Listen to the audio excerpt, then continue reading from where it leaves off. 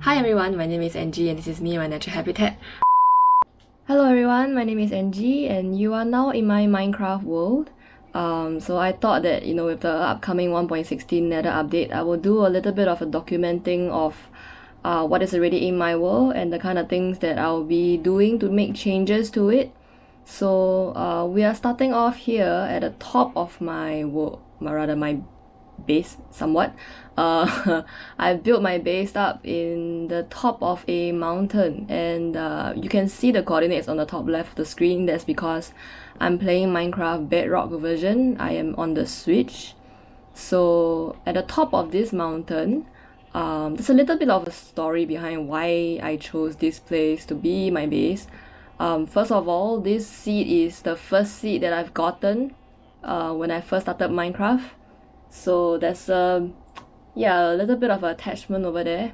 And next is because the shape of this particular mountain is actually like a shape of Singapore, which if you have seen my other videos, is the country that I'm currently in. So you can see over here that it's not exactly how Singapore looks like on the world map, but the shape is roughly there. So I've built my base on top of this mountain, and first things first, you probably already noticed the rainbow disc over here. This is my rainbow wool farm. It's a completely manual farm. I just like the aesthetics of it, so I just left it there. And we have these 3 towers over here. The 4th one is gonna be there, which I have yet to build.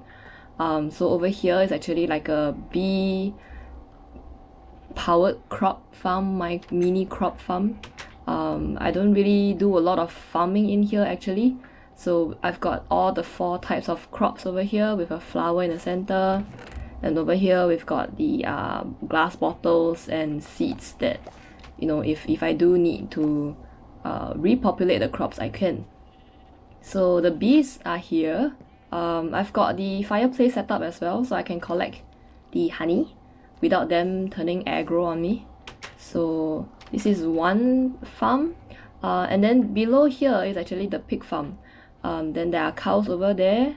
I'm planning to bring other animals here as well. I'm planning to turn that particular one into like a bird house of sorts, and then over here what might be a flower farm, that kind of thing.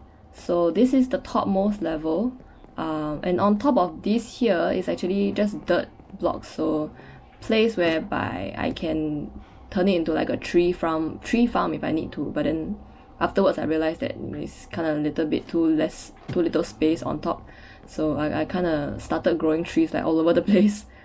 Just for now, I'm like in a lack of acacia wood, so yeah, that's where those are. So this is a little room that gets me to my main base. I have a micro crop farm over here with a jungle log over there, so that lets me grow bone meal cocoa beans. So I've got the different saplings and the crops over here, some extra bone meal. These dispensers are full, and yeah, so this is the ground level. So there's a rogue pig inside, but this is the cow, and then the pigs are over there. So this area will be fenced up because now you can just walk in. So this area will progressively be fenced up and covered over with stained glass in the corresponding colors. So nothing drops inside there, no mobs or anything will fall in. Then yeah, so this is the top level. And then for getting up and down, I have bubble elevators to bring me up, and just a drop chute with a puddle of water at the bottom. So this is within the mountain itself, so I've somewhat decorated it. I kind of like this raw stone look that Minecraft has, so I've built myself a little nook over here with bookshelves and lighting and like a sofa of sorts. This overlooks into the ocean, which is quite nice. I quite like it. This is a buried treasure map, which I kept. And then over here we've got the, what's this? This is the Woodland Mansion map. This is the Ocean Monument. So I have yet to explore these 2 places. So I kind of want to wait till after 1.16's update to explore these 2 areas, partly because I know there's a lot of parity updates between Bedrock and Java in the upcoming update. So I'm kind of looking forward to that. This is a close-up of my map. just a section of my base. So this is not updated yet, so you can see two of my old farms over here which are no longer there. I have like a mini cactus farm here, and I've got pumpkin and melon farm over here as well. So this is not updated yet. I should update this. Yep, there we go. Yeah, so this area, this area is, the farms are no longer there. I've moved it elsewhere. The rate are a little bit slow, so I've built out a bigger size farm basically. And this is the 9x9 square map that I've been working on. This is zoomed out all the way, so yeah, a lot of space to cover. So I'm slowly working on it. I'm gonna expand to the other parts of the world as well. So when I go and explore the Woodland Mansion and the Ocean Monument, I'll probably bring along some maps so that I can fill in the gaps. Then over here, this massive circle, this is actually my villager trading hall with access to the wool farm. So the wool farm is over here, the entire range of 16 colors. And then in the center here, I've got like a mini garden going on with like a different variety of flowers. And loads of cats. I've got all these cats by natural spawning actually, because of all the villagers I have here. So I've got not every single trait that I would need, but just the main ones that I feel that are important. So the bowls are here for fishing rods, and then these are for the sword.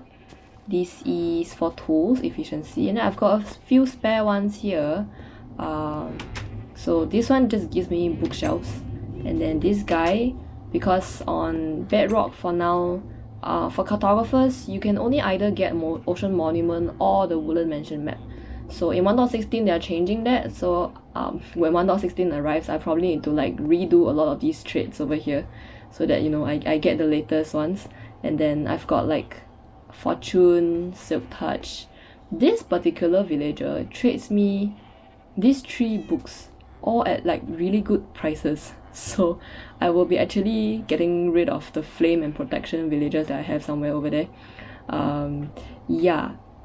And then over here I've got all the other professions. So I've got every single professions that there is, I think, other than nitwits. They are kind of useless. So yeah, this is my villager trading hall. This is a chest for me to store like the random stuff that I might need to use. Mainly emeralds and books for the librarians. And then this thing leads downstairs into my storage chest. So before we get there, I have built myself a little room over here. My first attempt at the interior design of somewhat. Oh, and this place is a makeshift iron golem killing pit. Yeah, so they walk in, they get damaged by the campfires, and they will they get damaged by the campfires, and then they will progressively take damage and, you know, die. So I've got myself a little bedroom over here with a view that overlooks into the birch forest. More cats. I've got an ender chest here with my armor and some of the spare tools that I have. So I've got a fortune pick and a smite sword. I'm carrying a silk touch pick and a sharpness sword. And then I built myself a bathroom. Yeah, very basic attempt at interior design. So I've got a fireplace here. The reason it's built this way is because one of the cats actually ran in before this was made. So yeah, I've decided to completely fence it off. You gotta forgo some aesthetics when these things just run around crazy. And so to show you there are farms over here which you saw just now on the map. So there are 2 farms over here, the bamboo and sugarcane. I've since moved them. This is my cactus farm. This is pumpkin and melons. And I've got like a stone generator here. So it produces me normal stone and cobblestone, depends on what pick I choose to use. And then I've got like a egg farm here and a raw chicken farm because I've got a butcher that trades raw chicken for emeralds. So I've got this set up. Really simple farms. There's like a load of tutorial online on how to do it. I've got a temporary setup for nether wart farm over here. This is going to be moved downstairs after I'm done with all the other stuff that I plan to do in this base. There's a lot of things that I'm still planning to do. This place actually leads down to a mob spawner that I found. It's a skeleton spawner, so I've got like a sorting system set up over here for arrows and bones and random stuff. And this is a trash can system that I built. So it will just there's a dispenser below that dispenses it into a pit of lava. So yeah, anything I don't need, just throw there. And then this is the mob spawner itself, the skeleton spawner. Once I flick this off, the lights goes out and the skeletons will spawn. My world is now currently set in peaceful, so nothing is spawning. I prefer it that way because I really don't like combat on controllers. It's quite hard to control and aim, which is I guess why they made it so that in Bedrock version you don't really need to like constantly crouch and moonwalk just to place blocks. We have the option of placing blocks in front of us where we are walking. Yeah, because it's really quite hard to aim properly with the controller. I used to play quite a bit of FPS on PC, but that's with like a mouse and keyboard, and with mouse you get so much more accuracy compared to like the joystick of a controller. So yeah, this is something that I still can't get used to. Other than that, this is an enchanting setup. It's over here because usually I'm here grinding for levels. I can just come over here and do an enchantment right away. So I've got enchanted books from my villagers over here. I've got the tools to enchant over here, and then more barrels for enchanted books. Yeah, so this is a very simple space setup. They have a clock here to tell me the time of day. Before I set my wall on peaceful, I need that so that I know when to sleep, so that mobs stop spawning. And then over here, this is the bottom of the mob spawner. This is the chute that I made for the skeletons. I realized for some reason if I put these two signs like on top of each other, the mobs get stuck. Like they will try and pathfind back over here, but if I do it this way, they don't. So that's why there's this like really odd setup like this. And then up here we are at the Y11, so this is my strip mining area. Got quite a bit of resources this way. And yeah, that's it for the bottom floor, and the bubble elevator will take us right back up to the second floor. Then I will bring you down to my item sorter. I need to remove that chest. That was where my old item sorter was. So I've really made quite a lot of changes. So the item sorter used to be here. I've turned that into a bamboo farm. This is stacked on top of each other. So I've got minecart hoppers running along the bottom. So whenever the observers detect a signal, and it actually triggers the hopper minecart to go, and once it comes back, there's hoppers that goes down all the way to the bottom, and then right at the bottom there's a dropper that drops the item, and it comes up here and it lands into the chest. So very simple setup with really simple redstone. The same thing is over here with sugarcane. It's the exact same setup, just mirrored across over here. So this is my new farm. I'll probably do another 2 sets of these on the back side of the hall, the storage area for melons and pumpkins.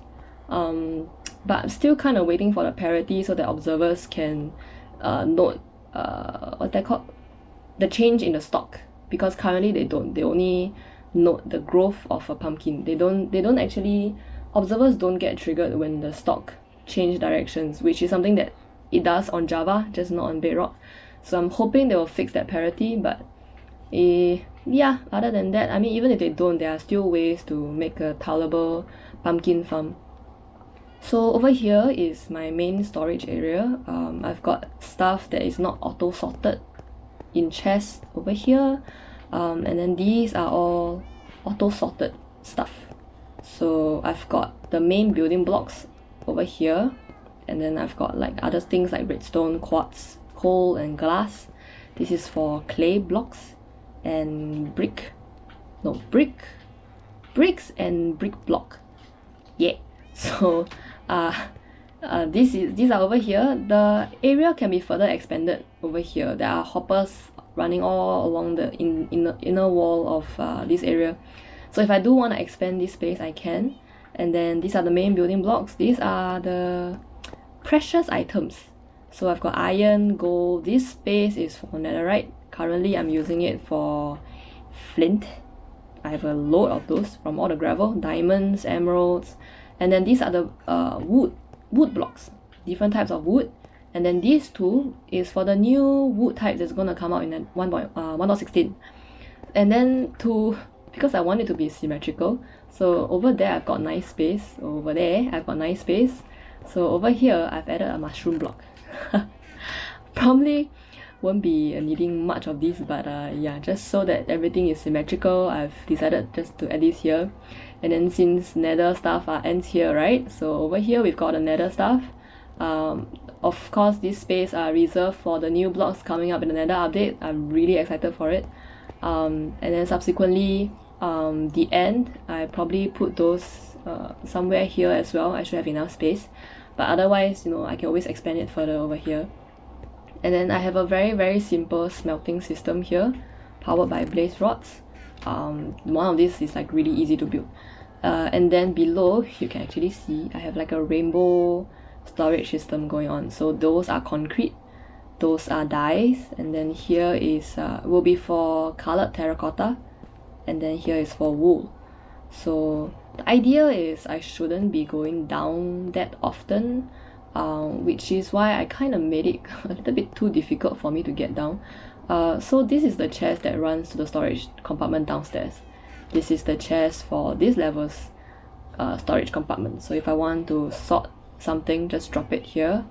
And then since I'm here, I might as well send some stuff along the way. And then you will show up over here. It takes some time. So I got this storage design from Silent Whisperer because it does a lot of bedrock stuff. There the emeralds come. So Silent Whisperer does a lot of bedrock tutorials, especially for like auto sorters and farms and that kind of thing. But I got this design from this YouTuber called Pixel Riffs.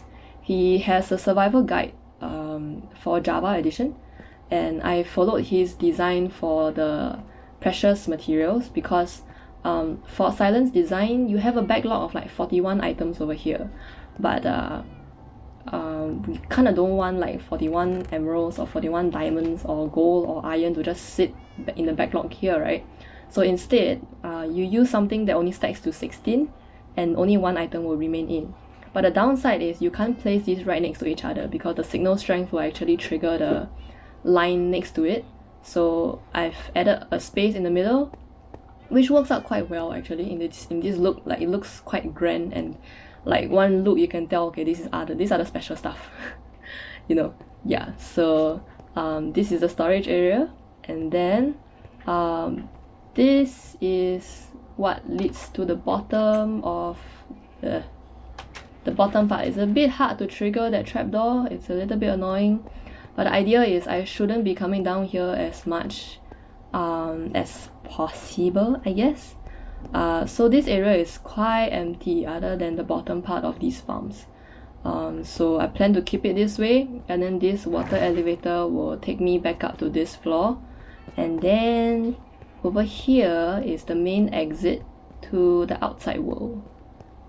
Ta-da! This place is gonna be a turtle farm, turtle aquarium of sorts. So I will actually line up the entire circle with fence so that the turtles can't escape. And then in the middle they have like a water tank for them to enjoy, kinda. I have my portal over here, and that area, I think I plan on using it as like an entryway when I get the elytra. But obviously I'm not exploring the end yet, so that probably needs to wait quite a bit. And then over here I have this second set of elevators to go up and down. This is what I used to use before I got this whole thing set up. Yeah, and then over here leads to the nether portal, and then this area leads down into this space where the aquarium is. So this gets me a nice view of the inside of the aquarium. I actually plan on building one more level downstairs, which is why I have these like nukes over here. So these are meant for like bubble elevators and drop chutes, so I can travel up and down. But still have not decided on whether I actually want to do that yet, because this is actually like a really big space and I don't even know what I want to do with this place yet. So I'm kind of leaving that for now. I've got coral blocks. I've traded those with the wandering trader, and there's currently a bug in Minecraft Bedrock that the turtles don't lay eggs, so kind of have to wait for that to be fixed. It's already patched in 1.16 if you read the bug fixes, but because it's not released yet, so I kind of have to wait for that to come out. Yeah, and then after that this farm will be up and running. And over here I've made a small mushroom farm, really tiny one. So the plan is I'm going to have a mushroom farm over here. I might build another wart farm into this area over here, and then up here I will build myself a brewing station with like with droppers and like all the different items to brew over here maybe. So yeah, this is my base. I've been absolutely obsessed with this game. It's quite rare for me to be so attached to a particular game like this. The last time this happened was Stardew Valley, but yeah, it's the same kind of concept.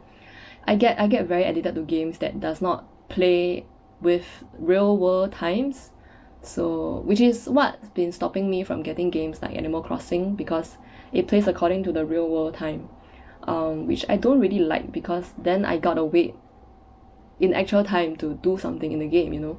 So games like Minecraft really becomes really addictive for me, and yeah, I thought I would just document what I've been doing. I'm quite happy with myself, especially with this storage setup. It looks quite good. Yeah. So very simple walkthrough. I just wanted to document this, but if you're watching this, I hope you enjoyed the video. I might think of doing some kind of a playthrough. I'm not sure if I want to do that yet. Yeah, thanks for watching, and I will see you in my next video.